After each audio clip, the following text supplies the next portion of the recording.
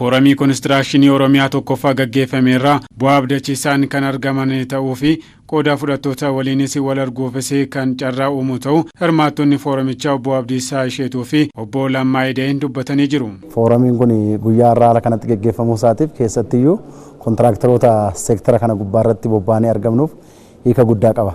Sababiin isaas maal inni yeroo baay'ee haala kanaan qaama qooda fudhattoota adda addaa wajjiniin daayirektii wal agarreetoo waliin mari'achuu gubbaarratti rakkoo adda addaa gaaffii adda addaa jira.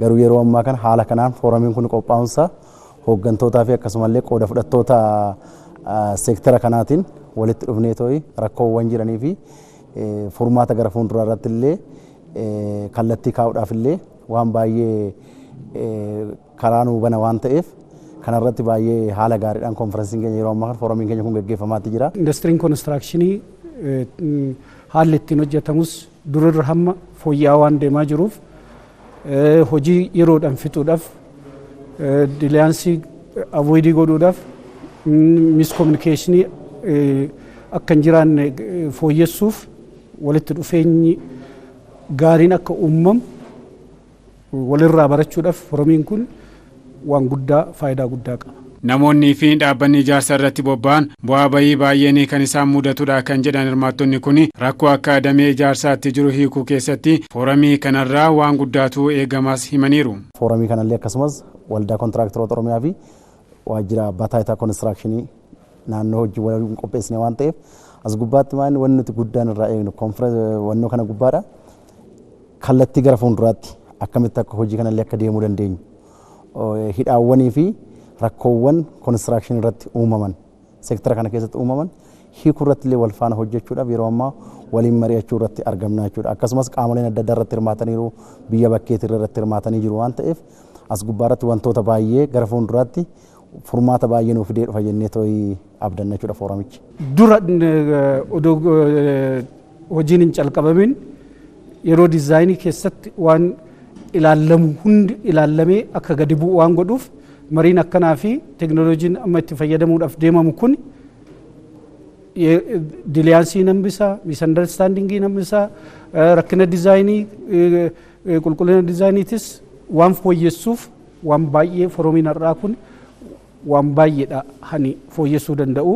Qaamolee damee indastirii keessa hojjetaa jiran foorumii kana irratti waan hirmaatanii fi rakkoo gama ijaarsaatiin biyya kana mudatu hiikuu keessatti kuni gahee guddaa qaba kan jedhan Inistituutii Bulchiinsa Ijaarsa Federaalaatti Daayirekteera olaanaa kan ta'an Injiinar Taammiraat Muluuti. Rakkoo ijaarsi keenya maayinni bu'uuri isaa maayinni maal yoo goone rakkoo kana keessa bahuu dandeenya kan jedhu mari'achaa jirra.